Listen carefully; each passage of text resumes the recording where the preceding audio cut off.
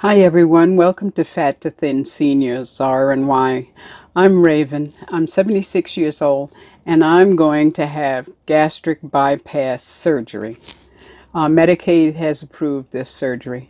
Last week I met with Dr. Marc Leduc, but because you have to wait, they had to schedule around the availability of the robot that will be operating on me. I had to wait a few days to get my surgery date. I've got the surgery date now. In this vlog, I'll be talking about what I need to do to prepare for this surgery and the date it'll happen. And if you're curious, please join me on this journey and continue to watch and comment.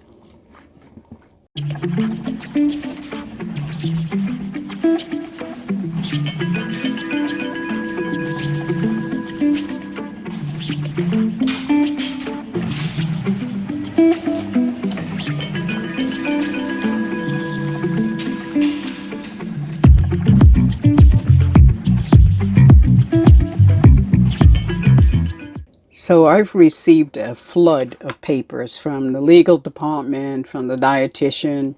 From the legal department, I was reading through that, looks like about 20 pages of information. And two of the things that got me, one of them was that this is definitely considered an elective surgery, even though it's not really. It's really necessary in a lot of cases.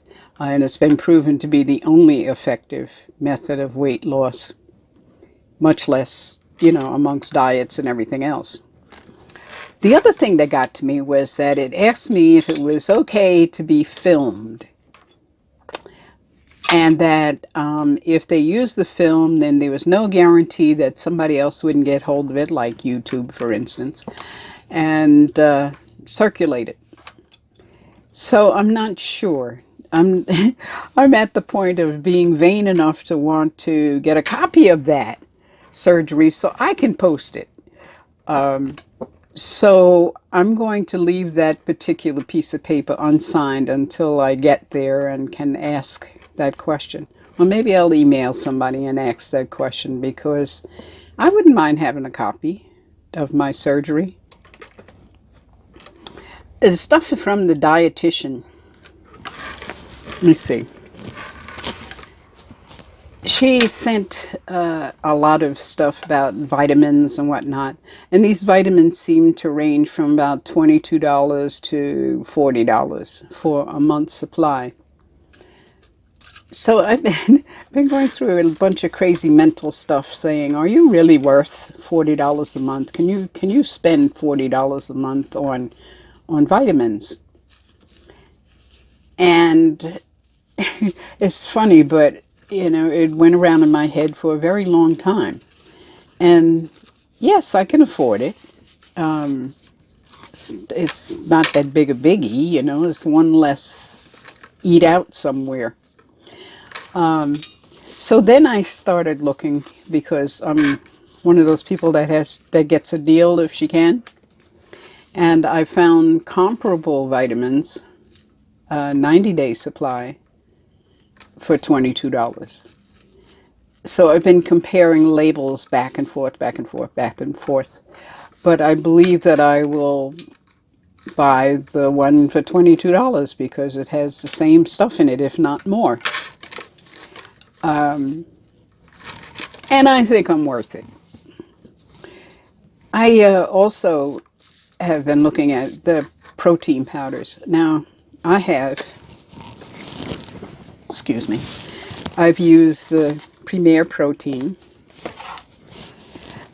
but lately it's just been tasting, I don't know. I think I've gotten used to it. I've been using it, the Premier Protein, almost every day, and as a replacement for breakfast for at least a year. Since I used to go to Weight Watchers, I was using it then. And at any rate, back in those days, I was using the powder. Well, then I went to the store yesterday to get some more of this stuff, and the price has jumped almost $2 per 4-pack. So this used to cost me 4 of these for $7.47. But now it costs $8.99, reduced from $9.99 special.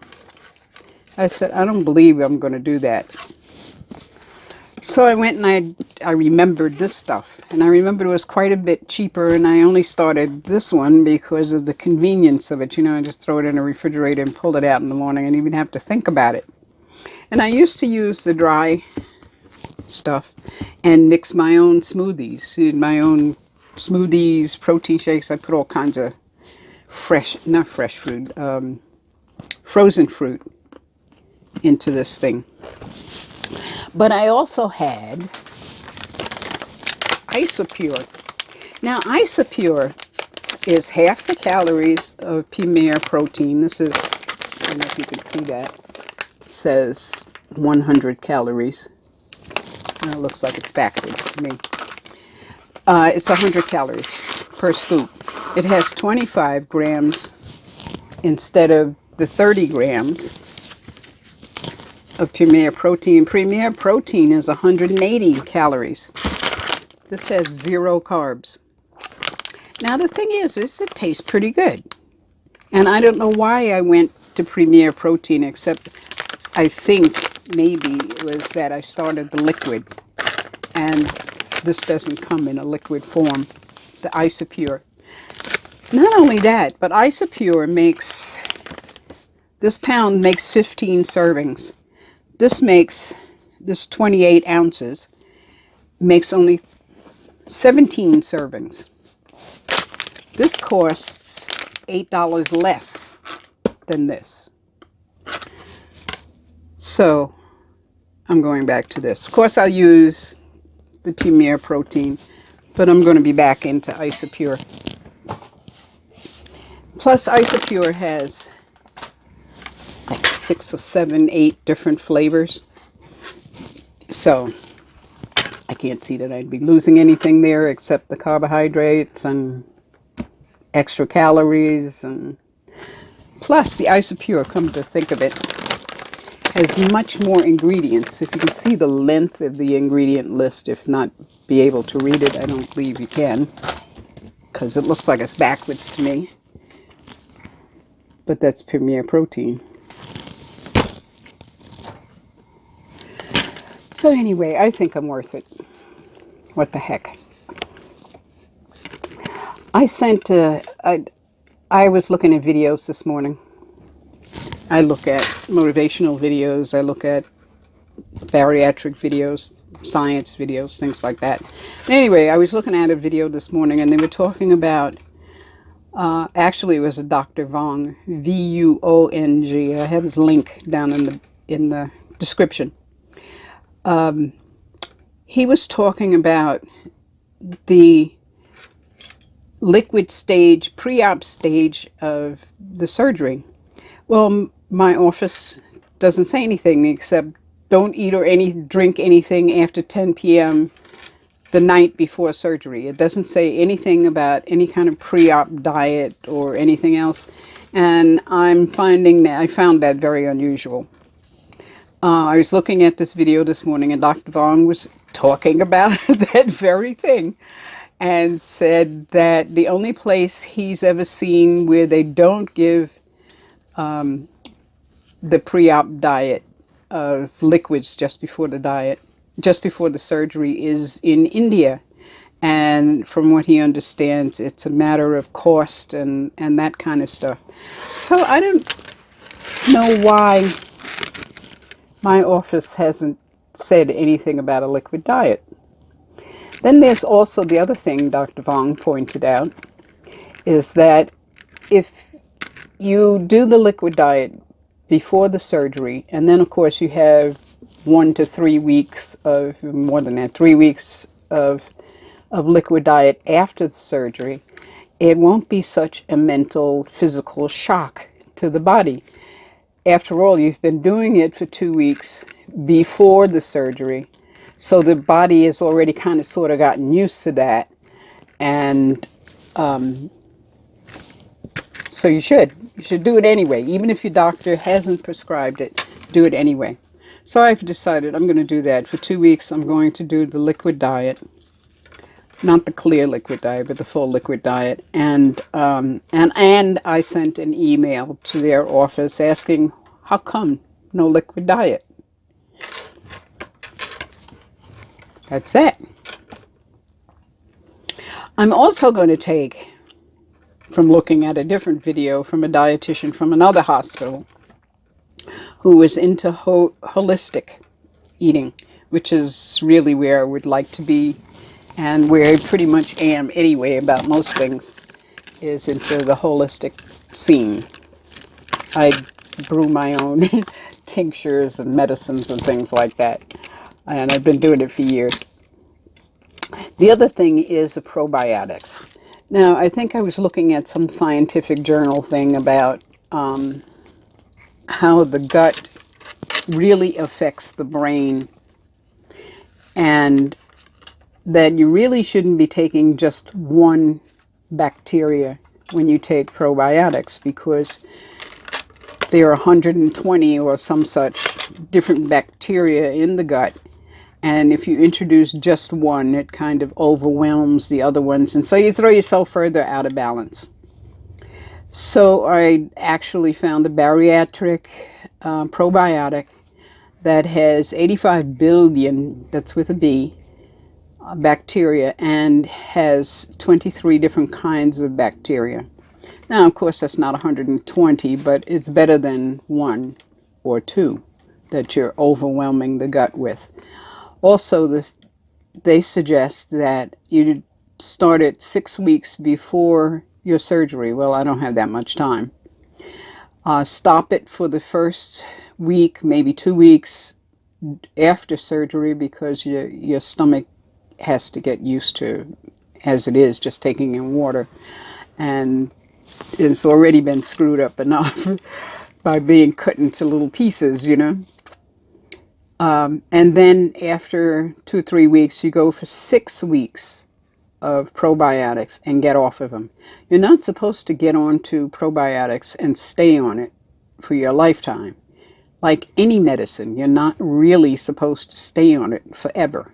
You should go to the doctor every now and then and say, hey, do I still need this, you know? They've come out with new stuff, or it stopped working for you, or whatever. You need to, you know, not just take medication blindly, because the pharmaceutical companies don't know what the hell they're doing anyway. At least that's my opinion. So, anyhow, I chose to do the liquid diet, and I've chosen to take the probiotics to help me. It seems logical in my mind that it helps me, so I'm going to do that. And as for talking about your mind, when she told me the date, I was just thrilled, absolutely thrilled. I'm happy about the operation. It's a joyous feeling of happiness and just being thrilled and elated and everything all at once, you know. And I'm happy to have this operation, but you know, everything has its other side, and the other side of joy is seriousness, sadness, that kind of stuff. I'd probably be very sad that I've lost my old friend, Candy. Of course, there's a lot of songs about that kind of thing, and usually involves alcohol or drugs or whatever. But mine is Candy. I probably will be very, very sad about that, and upset and nervous and whatever that I can't have it anymore. And another serious thing was to make this decision in the first place. It took a while. I had to do a lot of research. And I did a bunch of research years ago when I thought that maybe I could have it, the operation, and then found out that I couldn't because of my age. So I had to do a bunch of new research because things change in 10 years, you know. What the heck? So I've done a lot of research in order to make this decision. It may seem to friends and family, all of you out there that I know are watching, that I made this decision in a quick hurry. But I didn't. I just didn't start talking about it until now. You know.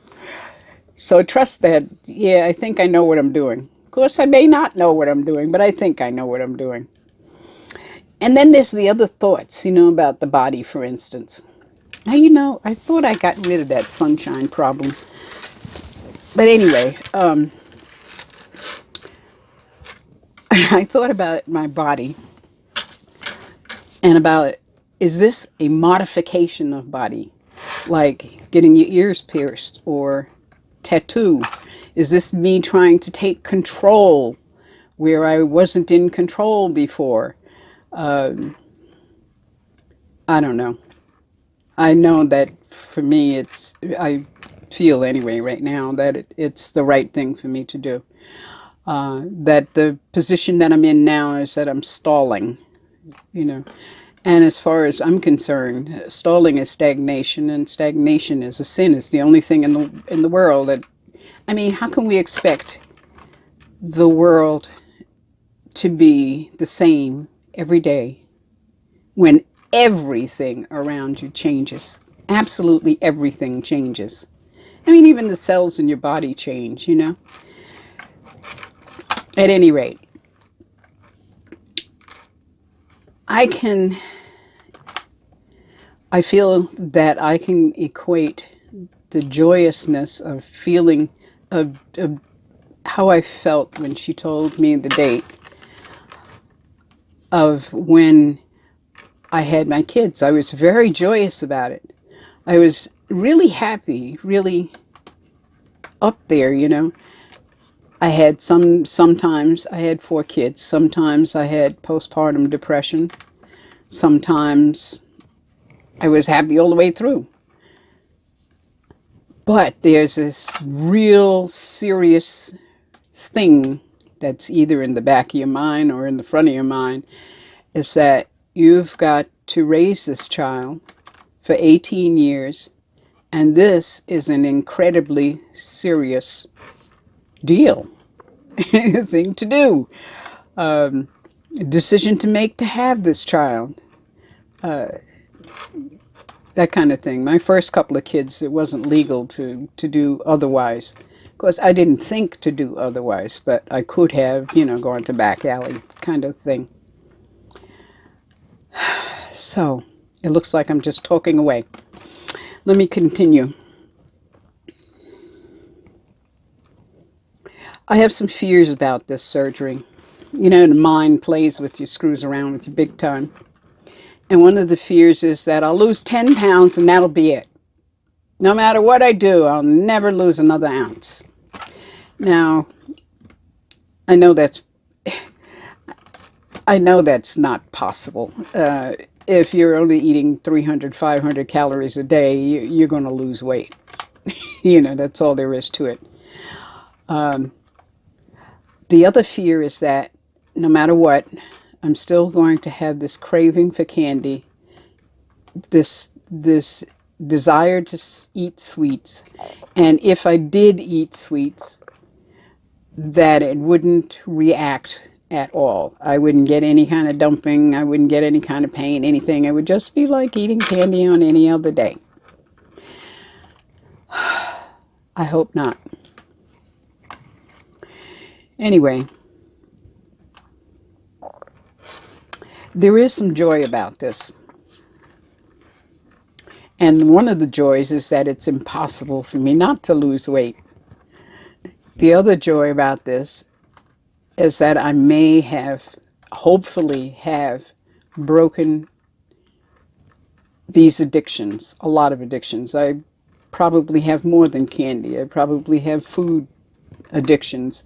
I feel sometimes that I binge eat on cookies, for instance, or binge eat on candy. Usually it's candy.